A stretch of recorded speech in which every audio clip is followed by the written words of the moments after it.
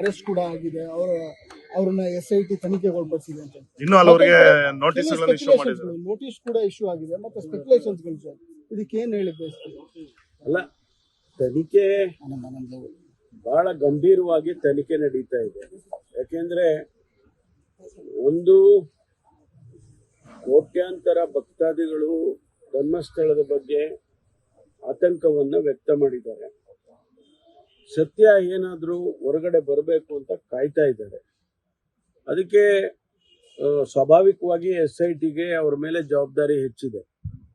ಅದರಲ್ಲೂ ಕೂಡ ಈಗ ಚಿನ್ನಯ್ಯ ಅಂತಕ್ಕಂಥವ್ರನ್ನ ಅರೆಸ್ಟ್ ಮಾಡಿದ ಮೇಲೆ ಅವರ ಹೇಳಿಕೆಗಳು, ಅದರಿಂದ ಆಗ್ತಕ್ಕಂಥ ಫಾಲೋಔಟ್ ಎಫೆಕ್ಟು, ಇದೆಲ್ಲವನ್ನು ಕೂಡ ಬಹಳ ಗಂಭೀರವಾಗಿ SITನೂ ಗಮನಿಸಿದೆ. ನಾವು ಸರ್ಕಾರ ಕೂಡ ಇದು ಆದಷ್ಟು ಬೇಗ ಇದನ್ನ ಮುಗಿದ್ರೆ ಒಳ್ಳೆಯದು ಅಂತ ಹೇಳಿ ನಾವು ಕೂಡ ಅಂದ್ಕೊಂಡಿದ್ದೇವೆ.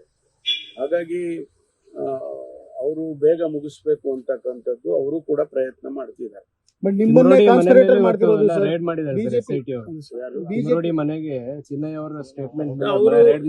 ನಾವು ಪ್ರತಿನಿತ್ಯ ಏನ್ ಮಾಡ್ತಿದ್ದಾರೆ ಅವರು, ಯಾಕೆ ಮಾಡ್ತಿದ್ದಾರೆ ಅವರು ಅಂತ ಹೇಳಿ ನಾವು ಸರ್ಕಾರ ಇದು ಮಾಡೋದಿಲ್ಲ.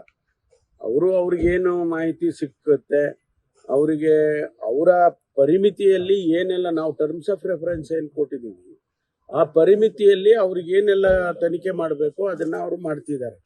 ಅದರಿಂದ ಯಾರನ್ನ ಕರ್ಕೊಂಡು ಬಂದು ತನಿಖೆ ಮಾಡ್ತಾರೆ, ಯಾರ ಮನೆಗೆ ರೈಡ್ ಮಾಡ್ತಾರೆ, ಇದೆಲ್ಲ ನಮ್ಗೆ ಅವ್ರು ನಮ್ಮನ್ನ ಹೇಳಿ ಕೇಳಿ ಏನು ಮಾಡೋದಿಲ್ಲ. ಶೋಭಾ ಕರಂದ್ಲಾಜೆ ಅವರು ಆಧಾರದ ಮೇಲೆ ಹೋಗ್ತಾರೆ, ಇನ್ಫಾರ್ಮೇಶನ್ ಆಧಾರದ ಮೇಲೆ ಹೋಗ್ತಾರೆ.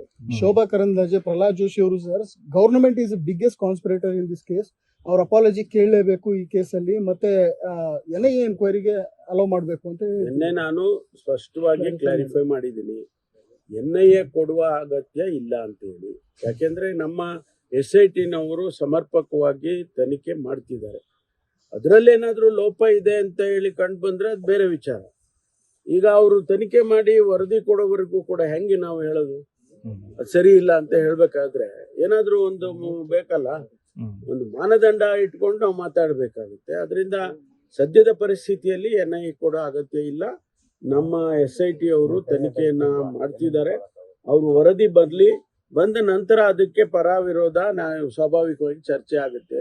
ಆನಂತರ ಸರ್ಕಾರದ ಹಂತದಲ್ಲಿ ನಾವೇನ್ ತೀರ್ಮಾನ ಮಾಡ್ಬೇಕು ಮಾಡ್ತೀವಿ. ಬಟ್ ನಿಮ್ಮನ್ನೇ ಕಾನ್ಸ್ಪಿರೇಟರ್ ಅಂತಿರೋದು ಸರ್ ಅವರು. ಗವರ್ನಮೆಂಟ್ ಅಕ್ಯೂಸೇಷನ್ ಮಾಡೋದು ಬಹಳ ಸುಲಭ. ಆ ಅಕ್ಯೂಸೇಷನ್ ಸಮರ್ಥನೆ ಮಾಡ್ಕೋಬೇಕಲ್ಲ. ಯಾವ ಆಧಾರದ ಮೇಲೆ ಸರ್ಕಾರವನ್ನ ತಪ್ಪಿತಸ್ಥರು ಅಂತ ಹೇಳಕ್ಕಾಗುತ್ತೆ? ನಾವು ಎಲ್ಲ ರೀತಿಯ ಕ್ರಮವನ್ನ ತೆಗೆದುಕೊಂಡಿದ್ದೇವೆ. SIT ಕಾನ್ಸ್ಟಿಟ್ಯೂಟ್ ಮಾಡಿರೋದೇ ಕಾನ್ಸ್ಪಿರೆಸಿ ಅಂದ್ರೆ ಇನ್ನು ಅದಕ್ಕಿಂತ ನಾವು ಇನ್ನೇನು ವಿಪರ್ಯಾಸ ಅಂತ ಹೇಳ್ಬೇಕಷ್ಟೇ.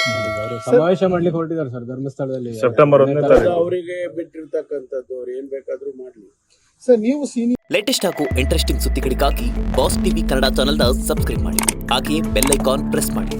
ಇದರ ಜೊತೆಗೆ ಫೇಸ್ಬುಕ್, ಇನ್ಸ್ಟಾಗ್ರಾಮ್, X ನಲ್ಲೂ ಮಿಸ್ ಮಾಡದೆ ಫಾಲೋ ಮಾಡಿ.